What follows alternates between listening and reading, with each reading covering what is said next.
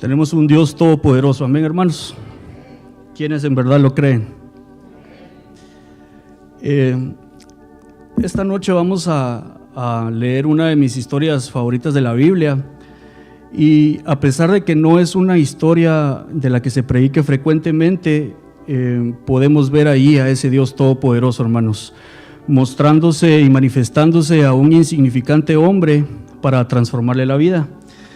Esta historia está relatada en 3 de los 4 evangelios, pero hoy quiero que la veamos relatada del Evangelio según San Marcos, porque allí se nos dicen algunos detalles que nos interesa conocer. Y vamos a leer entonces la historia del evangelista de Decápolis. ¿Quiénes han escuchado esa historia, hermanos? Cuentan esa historia en la escuela bíblica los niños, el evangelista de Decápolis. Miro caras perdidas, hermanos. Vamos entonces al Evangelio de Marcos y vamos a estar leyendo en el capítulo 5, desde el verso 1, por favor. Marcos 5, verso 1. Dice la palabra del Señor: vinieron al otro lado del mar, a la región de los Gadarenos, y cuando salió él de la barca, enseguida vino a su encuentro de los sepulcros un hombre con un espíritu inmundo, que tenía su morada en los sepulcros, y nadie podía atarle ni aun con cadenas, porque muchas veces había sido atado con grillos y cadenas, mas las cadenas habían sido hechas pedazos por él y desmenuzado los grillos, y nadie le podía dominar. Y siempre de día y de noche andaba dando voces en los montes y en los sepulcros e hiriéndose con piedras. Cuando vio pues a Jesús de lejos, corrió y se arrodilló delante de él, y clamando a gran voz dijo: ¿qué tienes conmigo, Jesús, Hijo del Dios Altísimo? Te conjuro por Dios que no me atormentes. Porque le decía: sal de este hombre, espíritu inmundo. Y le preguntó: ¿cómo te llamas? Y respondió diciendo: Legión me llamo, porque somos muchos. Y le rogaba mucho que no los enviase fuera de aquella región.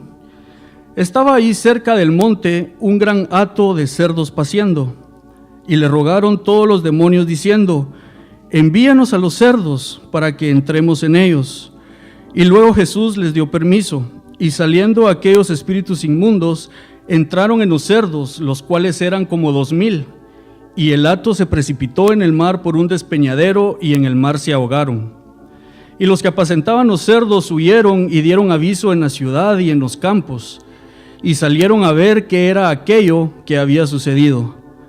Vienen a Jesús y ven al que había sido atormentado del demonio y que había tenido la legión, sentado, vestido y en su juicio cabal, y tuvieron miedo. Y les contaron los que lo habían visto cómo le había acontecido al que había tenido el demonio y lo de los cerdos, y comenzaron a rogarle que se fuera de sus contornos. Al entrar él en la barca, el que había estado endemoniado le rogaba que le dejase estar con él, mas Jesús no se lo permitió, sino que le dijo: vete a tu casa, a los tuyos, y cuéntales cuán grandes cosas el Señor ha hecho contigo y cómo ha tenido misericordia de ti. Y se fue y comenzó a publicar en Decápolis cuán grandes cosas había hecho Jesús con él, y todos se maravillaban. Qué historia, ¿verdad, hermanos? Sin duda que tenemos un Dios todopoderoso. Y esta noche, parado frente a ustedes, también está un ex gadareno, hermanos, a quien también Jesús le mostró su misericordia y a quien le hizo grandes cosas en su vida. Esta noche me han pedido que comparta con ustedes mi testimonio. El propósito no es que se caigan de sus bancas asustados, hermanos, sino que glorifiquemos a Dios. Es una broma. Pero antes de empezar, hermanos, yo quisiera que veamos qué significa la palabra testimonio, o qué es dar testimonio de algo, porque si entendemos verdaderamente el significado, vamos a poder captar un poco mejor lo que les quiero transmitir esta noche. La definición de testimonio, me gustó mucho una que encontré, y dice: la palabra testimonio tiene sus raíces del griego mártir o testigo y hace referencia a una persona que cuenta cosas que han sucedido dando fe que es cierto y que las ha presenciado. Es importante hacer notar que para los griegos la palabra mártir no tenía ningún significado de sufrimiento o sacrificio, como estamos nosotros acostumbrados a pensar, sino que significaba ser una fuente de primera mano. ¿Entienden ese término? Ser una fuente de primera mano, conocerlo de primera mano. Por lo tanto, podríamos decir que todos aquellos cristianos y aquellas personas que en la antigüedad que murieron siendo mártires, murieron por ser un testimonio de Dios. Qué tremendo. Esto es haberlo conocido a Él de primera mano. Por eso era que ellos morían, por haber conocido a Dios y por haber testificado de Dios con sus vidas. Y como cristianos, hermanos, creo que hay dos objetivos principales por los cuales nosotros debemos dar testimonio o ser testigos. Uno de esos principales objetivos es convencer a los no creyentes acerca de la existencia de nuestro Dios. Hacerles saber qué cosas hace Dios con las vidas para que ellos sean convencidos. Porque, como sabemos, la gente necesita ver, no solamente escuchar, ¿verdad? Y el segundo objetivo es reafirmar la fe de los que ya creemos en Dios. Así que, hermanos, a pesar de que yo sé que ustedes ya conocen a Dios de primera mano, como dice el término, y a pesar de que ustedes ya han escuchado muchísimos testimonios, hoy estoy aquí, hermanos, para que juntos reafirmemos nuestra fe en nuestro Dios. Amén. He dividido básicamente el testimonio de mi vida en tres partes, las cuales son mi niñez, mi adolescencia y mi época como adulto. Todavía no soy tan adulto, pero ya soy adulto, hermanos. Así que voy a empezar narrándoles un poco acerca de mi niñez. Nací un día sábado, hermanos. Yo creo que por eso me gustan tanto los fines de semana. Nací un día sábado, 12 de mayo, 1984, en la ciudad de Guatemala. Una bella ciudad, hermanos, la ciudad de la eterna primavera, como le conocemos. No voy a hablar muy bonito de Guatemala porque hay varios chapines aquí que se pueden poner nostálgicos, pero es un bello país, hermanos. Ahí el Señor me dio la oportunidad de nacer en un hogar cristiano donde mis padres y mi hermana mayor ya asistían a la iglesia de Hebrón, en la ciudad de Guatemala. Y de mis padres debo decir que ellos siempre me dieron un excelente ejemplo, hermanos. Un excelente ejemplo como personas, pero principalmente como hijos de Dios. Mi papá, él ya está con el Señor, él falleció hace 4 años aproximadamente, pero él siempre fue un hombre responsable.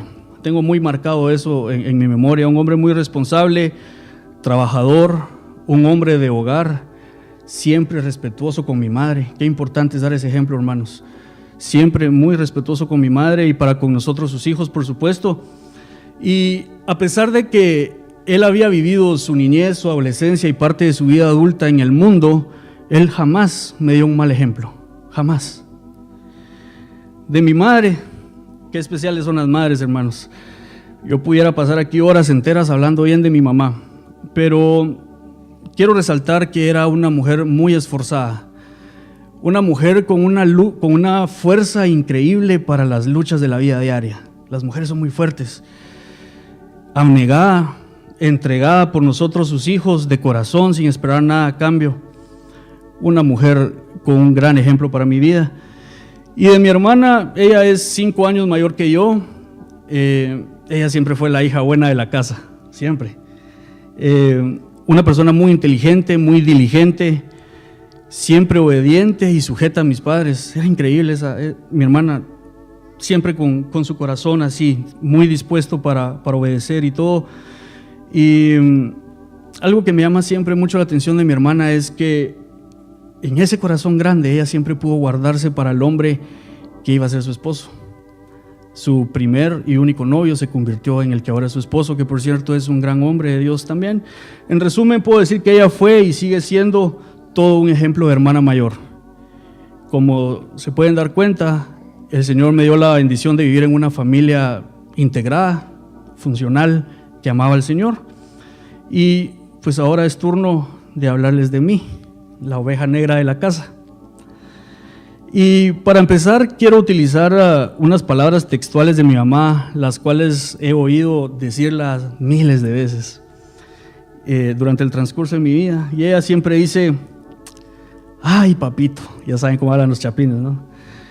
Dice: tú eras un niño tan bueno, tan educado, tan obediente. Prácticamente te despertabas, comías, te ibas a jugar un rato y luego te volvías a dormir hasta el día siguiente si era posible. Todo iba bien contigo, papito, hasta que entraste al colegio. Parece chistoso, pero hay mucha verdad en lo que mi mamá dice y en lo que ella repite. A pesar que desde pequeño empecé a estudiar en el Colegio Hebrón, y a pesar que era un colegio cristiano con niños cristianos, fue allí donde, al tener contacto con otros niños, empezó mi declive como persona. No estoy tratando de dar a entender que yo era el niño perfecto y que los demás niños eran los malos, pero como dice el dicho, donde hay una manzana podrida se pudren todas las demás. No sé si me logran entender esa parte. Por eso, qué bendición, hermanos, es poder tener a los hijos estudiando en casa, porque aún en colegios cristianos es muy fácil perderse. Yo no entendía esto de la bendición de estudiar en casa, porque el 80% de mis estudios los hice en colegios, en colegio cristiano, después en un colegio secular, y solo hice mis 2 últimos años de educación, que sería el equivalente al high school, los hice en estudio en casa, que fue el primer año donde Ministerio Hebrón empezó la educación en casa. Pero ahora lo entiendo, hermanos, y los niños y los jóvenes que están aquí escuchando esto, tal vez ustedes nunca le han dado gracias a sus padres por tenerlos estudiando en casa. Tal vez les parece aburrido, que no tienen amigos, pero hoy, más tarde, si tienen chance, acérquense a sus padres y agradézcanles. Ellos han tomado una de las mejores decisiones en sus vidas, que es para protegerlos, porque afuera el mundo está terrible. Estaba terrible en el tiempo que yo estudié, hace 10, 11, 12 años, ahora está más. Así que, aunque no lo entiendan por ahora, va a llegar el momento donde lo puedan entender. Mi niñez estuvo marcada por las típicas travesuras de niño, nada fuera de lo común, por así decirlo, desobediencias, mentiras, las cuales recibía bastante vara de mis padres, pero mi época de la niñez estuvo hasta cierto punto normal, nada fuera de lo normal. Al llegar mi adolescencia, esta ya la segunda parte, mis notas, mis calificaciones en las clases empezaron a bajar. De niño era muy aplicado. Ya de adolescente el estudio ya no era como lo más importante para mí, ya no me dedicaba tanto a él porque otras cosas empezaron a llamarme la atención. Durante las tardes, después de llegar del colegio, recuerdo que me salía de la casa, yo estaba solo en casa, mis padres trabajaban, y me iba a reunir con un grupito de amigos ahí en la colonia. Éramos un grupito como de unos 15 adolescentes, llenos de adrenalina, como son los jóvenes, ¿no? Siempre buscando hacer cosas diferentes, hacer cosas peligrosas y, claro, dispuestos a probar todas aquellas cosas que veíamos en los muchachos más grandes que nosotros. Y recuerdo que siendo un adolescente, yo veía a los más grandes y qué bien se veían ellos, con un cigarro en la boca. Me llamaba mucho la atención. Y como muchachos pequeños queríamos imitarlos. Se hacían ver como que eran más hombres. Y las muchachas no se les resistían, hermanos. Todas las muchachas querían estar con el más malo. Así era. Y fue así como a la edad de 12 años probé mi primer cigarro. Un cigarrito, hermanos. Nada malo. Solo es uno. Se vale probar. Pero así fue como a los 12 años, hermanos, Satanás puso su primera cuerda en mí. Una cuerda delgadita que quizás no se veía. Una cuerda que era casi invisible, pero que me estaba empezando a atar. Y que me terminaría atando durante los próximos 15 años de mi vida. una pequeña mala decisión, quiero probar esto. Mis amigos me están ofreciendo esto. La presión de grupo, ¿no? Es increíble la presión de grupo. Si no lo haces, sos una mujer. Si no lo haces, sos un débil. Una pequeña cuerda, hermanos, empezándome a atar. Bueno, yo tenía que estar pendiente de la hora de regreso de mis padres a casa, porque si ellos no me encontraban dentro de la casa, yo iba a estar en problemas. Tengo muy presente en mi memoria infinidad de veces, hermanos, en las cuales mis padres me disciplinaron. La vara y yo éramos como mejores amigos, hermanos, éramos inseparables. Y yo tenía entrada VIP en oficina del director del colegio, de veras. Yo vivía ahí, era mi segundo hogar. Pero a pesar de que le tenía temor a la vara y le tenía temor a la disciplina, la rebeldía en mi corazón se hacía cada día más y más fuerte, porque eso es lo que hace el pecado en nosotros. Nos va haciendo más insensibles, y cuando sentimos, ya no importa que nos peguen todo el día. Es como que eso más nos incitara a ser rebeldes, y ese era mi caso. Vivía una doble vida, hermanos. Vivir una doble vida es algo terrible, es algo que no se lo deseo a nadie. Durante las mañanas en el colegio cristiano era un hijo más de una familia cristiana.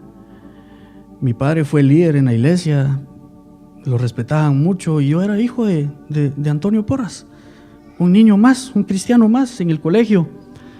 Pero en las tardes yo me transformaba, hermanos, yo era todo lo contrario. Como les decía, el pecado actúa de forma gradual. Empezamos con algo sencillo, tal vez no tan malo a nuestros ojos, pero terminamos hundidos en el fondo, hermanos, en medio del estiércol. No voy a entrar esta noche en muchos detalles, pero lo que empezó con ese cigarro que les cuento, hermanos, cuando yo tenía 12 años, me llevó a vivir una vida llena de vicios. Primeramente fue el tabaco, luego la marihuana, alcohol de todos los tipos, cocaína y cualquier otra cosa que me ofreciera. Estaba dispuesto, había que hacerlo, había que probarlo. Ya mis ojos estaban totalmente cegados y mi corazón estaba totalmente insensible a lo que significaba Dios, a todos aquellos principios que mis padres me habían dado. Ya era yo insensible. Mis padres, después de tanta disciplina y castigos, decidieron entregarme al Señor.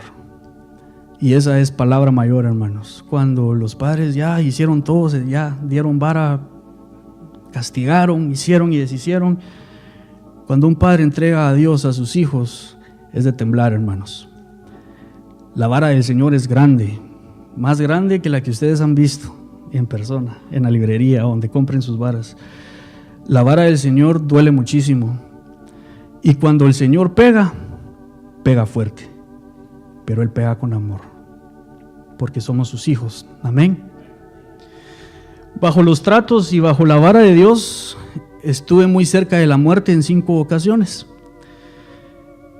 Todos saben que Guatemala es un país sumamente peligroso en algunas áreas, y yo fui asaltado en 3 o 4 diferentes ocasiones, pero no eran asaltos simples donde dame tu celular y me voy, sino asaltos donde en una ocasión me sentaron en el piso, me pusieron una pistola en la cabeza y me dijeron: en 2 minutos vas a estar muerto. Cuando todo eso estaba sucediendo, yo no estaba pensando en mis bienes materiales, yo no estaba pensando, ay, pobre mi mamá va a llorar, yo estaba pensando, Señor, tú me estás hablando. Porque, hermanos, aún el más pecador y el más insensible sabe que está haciendo cosas incorrectas, porque esa es la naturaleza con la que Dios nos ha creado. Él ha puesto dentro de nosotros la noción de saber que estamos haciendo algo incorrecto. ¿Por qué creen ustedes que el niño pequeño que entra a la cocina viendo para todos lados, caminando de puntillas para que nadie lo vea, va, agarra la jarra de las galletas y se mete 2 a la bolsa y se va corriendo? ¿Por qué creen que un niño pequeño hace eso? Porque desde ya el niño sabe que está haciendo algo incorrecto. Es la naturaleza con la que Dios nos hizo, hermanos. Y cuando yo estaba pasando por estas situaciones, yo sabía que era Dios llamándome la atención. Yo sabía que era Dios aplicándome su vara. Yo sabía que era Dios jalándome la oreja, llamándome atención. Aparte de esos asaltos peligrosos y situaciones difíciles, el Señor me hizo pasar por 2 accidentes. El primero de ellos, muy fuerte, fracturadas casi todas las costillas, pulmones perforados, muchos huesos quebrados, era el Señor atrayéndome. Y el segundo accidente fue una noche después de una fiesta, iba regresando a la madrugada hacia mi casa, totalmente drogado, e hice pedazos mi carro, lo hice pedazos, sobreviví de puro milagro. Mi padre me llegó a traer, y para no hacer larga la historia, hermanos, fue el último llamado por parte del Señor, y Él me dio la gracia para responder. Eso fue de madrugada de viernes a sábado. El domingo yo estaba en la iglesia diciéndole: Señor, si todavía hay algo de misericordia para mí, háblame hoy. Necesito que me des una palabra clara. Y las palabras textuales del pastor José Ordóñez después de su prédica fue: si tú murieras hoy, ¿a dónde irías? Como cuando Dios te está hablando, el corazón te palpita fuerte, sientes un fuego adentro. Y dije: Señor, esta es la palabra para mí. Quiero responder, Señor. Y en su misericordia Él me permitió responder. Hice una cita para hablar con el pastor y le pedí que por favor hicieran algo por mí. Ellos sabían de mi condición. Me dijeron: bueno, hijo, vas a entrar al instituto. ¿Estás dispuesto? Estoy dispuesto. Renuncié a mi trabajo. 2 días después estaba en el instituto. Tenía 2 o 3 días de haber dejado de consumir. Mi cuerpo estaba alteradísimo, no podía concentrarme. Pero bueno, el proceso fue largo, hermanos, lleno de no. Todas las veces yo quería hacer algo y el hermano Juan Carlos me decía: no puedes. Creo que fueron los 3 años donde he recibido más nos en mi vida. Pero qué bendición recibir tantos nos, hermanos. Son muros que nuestros pastores ponen alrededor de nosotros. Y ahorita veo a Elías riéndose, él seguramente se acuerda de esos tiempos. Tiempos que cambian la vida, hermanos, de veras. Se me está haciendo corto el tiempo, hermanos, pero ahí en el instituto fue donde yo experimenté el nuevo nacimiento. Yo recordaba de niño haber asistido a una escuela en Guatemala. Los servicios son los jueves en la noche, los que aquí son martes, allá son jueves en la noche. Y yo me acuerdo haber pasado adelante cuando el maestro dijo: ¿quién quiere recibir a Jesús en sus corazones? Y yo recordaba, y yo había pensado que yo había recibido a Jesús en mi corazón. Pero estando en el instituto entró una duda en mí. Yo le dije: Señor, ¿será que yo realmente ya nací de nuevo? Y por medio de consejo del pastor y por medio de oración, yo le dije al Señor que me hiciera saber si yo realmente había sido nacido de nuevo o no. Y no había sido nacido de nuevo. Pero el Señor, unos meses después, me dio el nuevo nacimiento después de un servicio de un domingo. Y ahí sí me quedó la certeza, hermanos, de que yo nací de nuevo. Unos meses después fui bautizado en el Espíritu Santo. Se pudiera decir que recibí la terapia completa en el tiempo del instituto, y gracias a Dios por eso. Y fue en este punto de mi vida, hermanos, donde el pasaje que leímos del Gadareno, al cual yo le llamo el evangelista de Decápolis, fue vivificado. Ese pasaje tomó tanta vida para mí, hermanos, y tomó tanto sentido que hasta el día de hoy yo puedo pasar un buen rato leyendo la historia y cada vez nuevas verdades saltan, y es refrescante leer la Biblia en este pasaje, porque su vida y mi vida eran prácticamente las mismas. Fue así como después de nacer de nuevo y de ser bautizado en el Espíritu, fue que nació en mí un deseo ferviente, hermanos, de testificar, de ser un testigo. Y yo me acerqué con el hermano Juan Carlos en una ocasión y le dije: hermano, déjeme salir a la Santa Fe, que es la colonia que está alrededor de la iglesia. Yo le dije: déjeme salir. Allá afuera hay un montón de drogadictos que a mí sí me van a escuchar, porque yo ya pasé por eso. Hay un montón de borrachos que ellos sí me van a escuchar. Yo tengo una palabra viva para ellos. Por favor, déjeme salir. Y él se reía, corazón de pastor, el hermano. Me decía: Tono, ya va a llegar la oportunidad. Ahorita todavía no puedes ir, espérate un momento. días después, después de las clases en el instituto, se nos anunció que se estaban abriendo las puertas para que alumnos, estudiantes del instituto pudieran ir a evangelizar a escuelas públicas en la ciudad de Guatemala. Y dijeron que los que estuvieran interesados fueran y se apuntaran. Y hermanos, la fila era larguísima.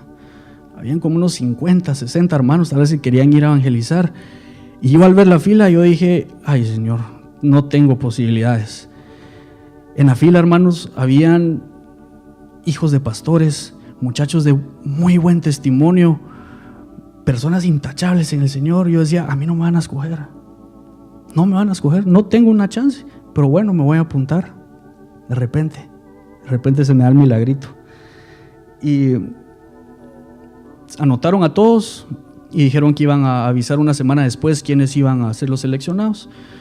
Yo pasé esa semana, hermanos, orándole al Señor, por favor, Señor, dame una oportunidad de ir. Yo necesito ir. Yo sentía que algo me iba a explotar adentro si yo no compartía mi fe en el Señor. Llegó el día y para mi sorpresa me seleccionaron. Habían seleccionado aproximadamente a 12 muchachos, hombres. Pero la sorpresa no quedó ahí.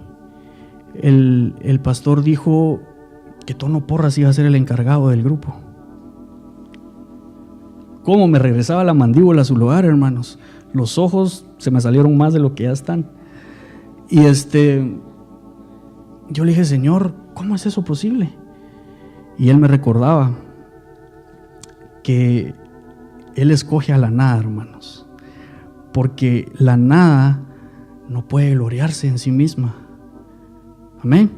Como dijo Pablo, sino que lo necio del mundo escogió Dios para avergonzar a los sabios, y lo débil del mundo escogió Dios para avergonzar a lo fuerte, y lo vil del mundo y lo menospreciado escogió Dios, y lo que no es para deshacer lo que es, a fin que nadie se jacte en su presencia. Tenemos un Dios todopoderoso. Amén, hermanos. En este punto yo ya estaba haciendo lo mismo que estoy haciendo aquí hoy enfrente de ustedes, hermano, testificando a otros acerca de lo que Dios hace. Y es exactamente lo que Dios quiere que nosotros hagamos al ser hijos de Él. Él nos pide que seamos sus testigos y nos envía a contar a otros las buenas nuevas del Evangelio.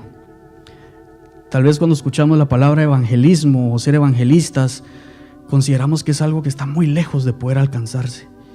Pero hay un concepto que a mí me gusta mucho y que me toca mucho acerca del evangelismo, y es: un evangelista es un hambriento llevando a otro hambriento a la casa donde hay pan.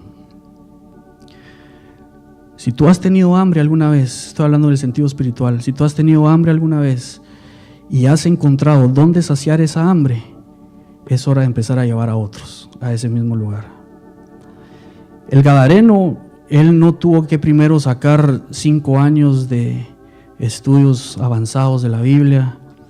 Él simplemente había tenido un pasado, pero había experimentado la salvación de Dios. Entonces él ya estaba listo para ir y ser testigo de Dios. Y eso es lo que Dios espera de nosotros, hermanos. Para cortar un poco la historia, estuve sirviendo al Señor, y para Él es únicamente la honra, hermanos, de lo que estoy contando. Estuve encargado de ese grupo de estudiantes del IMH durante 8 años, en los cuales conocí cerca de 190 muchachos y muchachas que se me asignaron para ir a las escuelas. Y era impresionante, cada vez se podía aprender algo distinto de cada una de esas personas, porque así es el camino del Señor, hermanos, nunca dejamos de aprender. Y un dato importante de mencionar es que una de esas muchachas del grupo de evangelismo me enamoró con su dedicación, hermanos, y por la carga genuina que ella tenía por los niños perdidos. Siempre admiré en Kelly su forma de evangelizar, siempre. Fue lo que primero me llamó la atención en ella, ver cómo era dedicada en esos tiempos. Y hoy, hermanos, le doy gracias a Dios por haberme dado una bella esposa, una excelente mujer que comparte el mismo llamamiento que el Señor me ha dado a mí. Ella me aguanta cada loquera, hermanos, de veras. Es la mujer que yo necesito. Gracias a Dios por eso, hermanos. Y pues bueno, también tuve oportunidad de participar en varios proyectos de evangelismo con familias que viven en el basurero, en la ciudad de Guatemala, otro proyecto con drogadictos y alcohólicos y gente que vive en las calles. También evangelizábamos en los buses públicos, nos subíamos ahí a los buses y evangelizábamos ahí, y también haciendo recaudación de fondos para huérfanos y con las familias necesitadas. Para el Señor sea la gloria y la honra, hermanos. Y pues a lo largo de todos estos años que el Señor me ha dado la oportunidad de servirle, me he topado con muchas excusas o pretextos que la gente siempre pone para no ser testigos de Dios. Hermanos, nos pasamos la vida entera siendo testigos. A los que nos gusta comer, siempre andamos recomendando lugares buenos para comer, ¿no? Eso es ser un testigo. Probaste el lugar, te gustó la comida, ahora tú sos testigo y siempre lo andas testificando a otros. Hey, ya fueron a este restaurante, ya han probado esta comida, ¿cuándo vamos? A los que les gustan las armas, ya has probado tal arma, es buenísima para disparar. O incluso, hermanos, ahorita todos ustedes están siendo testigos con la ropa que utilizan. Yo veo a un muchacho con una camisa Nike, yo sé que a él le gusta esa camisa, la está recomendando. Recomendamos todo, hermanos. Somos testigos cada día de tantas cosas. Entonces, ¿por qué no ser testigos de Dios? Es un llamamiento que Dios tiene para nosotros, hermanos. Pero una de las excusas más comunes es no saber cómo hacerlo y no saber qué decir. Y es cierto, hermanos, al principio es difícil, ¿no? Nos cuesta. Pero a pesar de que no es fácil, Dios es el que nos capacita, hermanos. Amén. ¿Cuántos de ustedes conocen al hermano Don Donaldson? Varios. Por increíble que parezca, él también tuvo una primera vez en el área de evangelismo. Y ahorita con unos amigos estamos en un proyecto de recopilación de testimonios de personas que han evangelizado, específicamente para tenerlos juntos y para que los que no se animan puedan leer, porque eso es palabra viva, hermanos. Porque en Dios no hay un ABC, no es haz este paso, el siguiente y el siguiente. Pero si leen y leemos los testimonios de las personas que ya lo han hecho, va a ser más fácil. Dios nos puede hablar. Y tengo aquí el testimonio de la primera experiencia de evangelismo, hermano Don Donaldson, y se las quiero leer rápidamente. Dice: mi primera experiencia en evangelismo me llevó a la cárcel. Durante el primer año en la universidad, un grupo de 7 jóvenes estábamos experimentando una visitación del Espíritu Santo. Teníamos tiempos de oración y estudio de la palabra de Dios y un gran deseo de testificar y evangelizar, primeramente a nuestros compañeros de universidad. Era un ambiente fácil para hablar a otros de Dios por ser una universidad auspiciada por una denominación cristiana. Teníamos mucho entusiasmo, pero falta de sabiduría y discreción al hacerlo. Estuvimos ofendiendo a muchos por nuestra manera de testificar y evangelizar. No había ningún profesor o líder para orientarnos y debido a eso cometimos muchos errores. Una noche estábamos en un aula de la universidad orando en horas no muy hábiles y con una unción tan fuerte que muchas personas se despertaron y se quejaron de nosotros. Otra noche, un compañero que estaba a mi lado me dijo: hey Donaldson, tenemos que buscar algunas almas para rescatar, pero ya era tarde, cerca de la 1 de la madrugada. Entonces decidimos caminar hacia la carretera más cercana y pedir jalón al primer carro que pasara, y entonces podríamos evangelizar a las personas que fueran en ese carro. Excelente, le dije, vamos. En aquellos tiempos las carreteras eran solo de 2 carriles y esa era la carretera principal entre 2 ciudades grandes, así que seguramente pronto aparecería el primer carro, así que extendimos nuestras manos para pedir jalón y minutos después apareció un carro y se detuvo. Aleluya, pensamos nosotros, ya está aquí la oportunidad que estábamos esperando. Cuando entramos al carro nos llevamos la sorpresa de ver al conductor. Era un muchacho del pueblo muy conocido por todos que tenía fama de perverso. Él estaba muy feliz, tenía el carro lleno de cervezas, muchas botellas ya estaban vacías y nos saludó con alegría diciendo: qué bueno que me detuve por ustedes, vamos a pasar el resto de la noche en una fiesta, aquí tengo mucha cerveza, vámonos. Este joven estaba muy borracho y alegaba como un loco. De pronto me ofreció una cerveza y yo le dije que no quería beber, pero que yo tenía algo mucho mejor que una cerveza para ofrecerle a él. A Jesucristo, le grité. En ese preciso momento fue cuando empezamos a testificar y evangelizar a este muchacho, cuando de pronto nos dimos cuenta que atrás del carro se acercó otro vehículo con luces rojas y azules. Era la policía estatal de Texas. Ya saben cómo son ellos, ¿verdad? Sus sombreros de vaqueros, sus botas y una gran pistola. Ok, fuera todos del vehículo y pongan las manos sobre el carro, dijeron los policías. No estaban hablando de manera amable, ya que habían encontrado a 3 jóvenes a las 2 de la mañana con un carro lleno de cervezas. Seguramente estaban pensando que éramos 3 delincuentes.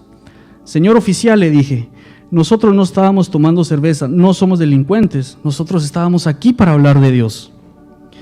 ¿Creen ustedes que los policías creyeron a mis palabras? Ni en 1.000.000 de años ellos iban a creer algo tan absurdo. Al contrario, se enojaron más con nosotros y entonces tomaron la decisión que nos llevaría a la cárcel y ahí fuimos. Qué historia, hermanos.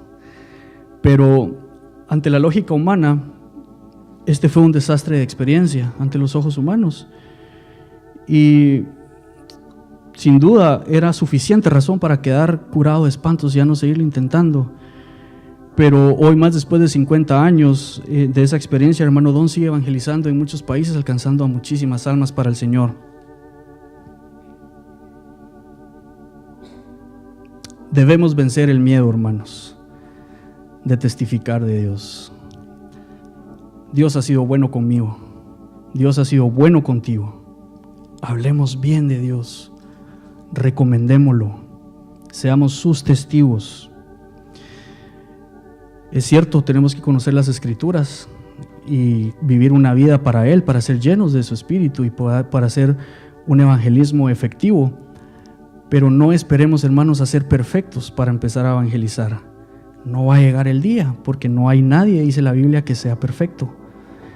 El que hablemos de Dios y el que querramos afectar a otras personas hacia Dios no quiere decir que somos perfectos, ni mucho menos, hermanos. Y si estamos en la iglesia, es porque somos imperfectos. La iglesia es un hospital al cual todos venimos a que nuestras llagas sean tratadas. El Señor necesita obreros, hermanos, que lleven su palabra a donde Él no la puede llevar. Tal vez esto suena un poco contrario, que el Señor no pueda llevar su palabra a ciertos lugares, pero no es porque Él no tenga el poder de no hacerlo, sino porque muchas veces la gente no lo permite y Él es un caballero y Él se retira, como fue en el caso de los habitantes de Gadara. Ellos le tuvieron temor a Jesús y le pidieron que se retirara de la región. A pesar de haber visto ese gran milagro de cómo el endemoniado había sido liberado, ellos no quisieron que Jesús permaneciera en la región. No sé cuál sea la razón, tal vez porque su economía fue afectada. Gadara era una de las 10 ciudades que pertenecían a Decápolis. Decápolis significa 10 ciudades y era un sector muy próspero económicamente. Y ven que la Biblia narra que un hato de 2,000 cerdos se precipitó al mar. Eso en el dinero actual es cerca de $150,000 de pérdidas. Tal vez ellos no querían que Jesús tocara su economía. Muchas veces he encontrado personas así que dicen, pero si yo me acerco a Dios, ¿qué va a pasar con mi negocio, con mi situación económica? Le tienen miedo. Entonces Jesús se retiró porque no dejaron que se quedara. Pero allí se quedó aquel hombre, hermanos. Aquel hombre ya renovado, que estuvo dispuesto a ir primeramente a su familia, como Jesús se lo ordenó, y después a esas 10 ciudades de Decápolis a testificar lo que Dios había hecho por él. Ya para terminar, hermanos,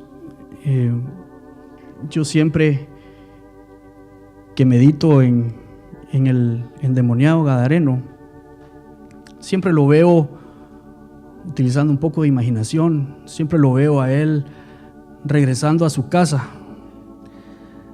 después de un largo día de testificar del Señor, tal vez cansado, con sus pies adoloridos, y lo veo yéndose a sentar a su sala o quizás a su habitación, y lo veo meditando en lo que había sucedido en su vida, quizás viéndose las cicatrices en su piel, porque dice que él se arrancaba las cadenas. Seguramente tenía muchas cicatrices, había estado expuesto al sol muchísimo tiempo porque dice que estaba desnudo, tal vez pensando en todos aquellos tormentos que a diario él vivió, pero también recordando aquel día que Jesús se bajó de la barca, recordando cómo Jesús se había acercado a él en específico. De 10 ciudades enteras de la región, Jesús se había acercado a él. Y lo veo meditando en esto y veo cómo él de pronto es lleno de gozo en su corazón. Y veo cómo él de pronto tal vez empieza a cantar en su corazón: gloria,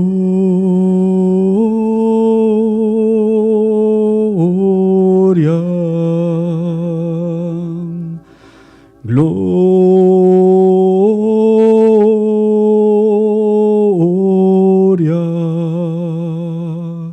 Jehová mi Dios se acordó de mí. Gloria,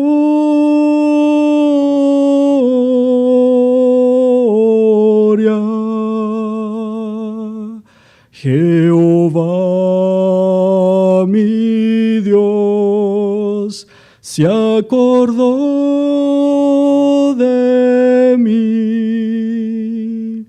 Gloria.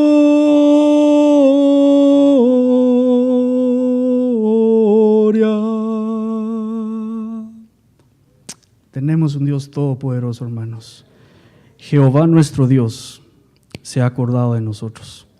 Pónganse de pie, hermanos, y quisiera que antes de entregar el tiempo le pudiéramos cantar este coro al Señor, porque creo que una de las claves para que nosotros estemos dispuestos a ser testigos de Dios es recordar de dónde Él nos ha sacado, recordar su mano misericordiosa sobre nuestras vidas.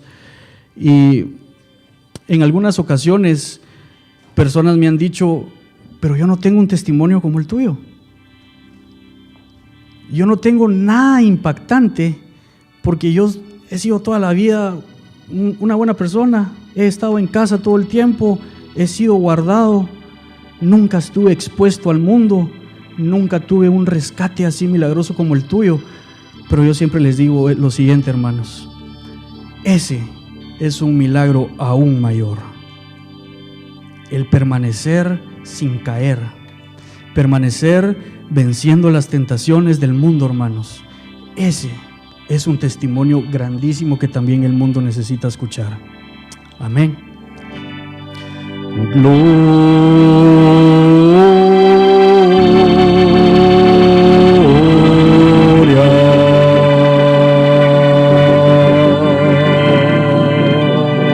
gloria.